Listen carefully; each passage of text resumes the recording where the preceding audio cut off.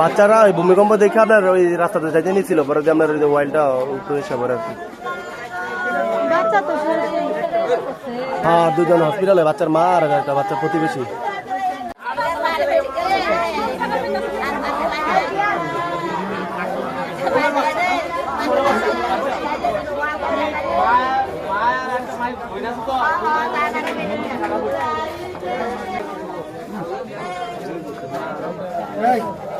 এই সরা সরা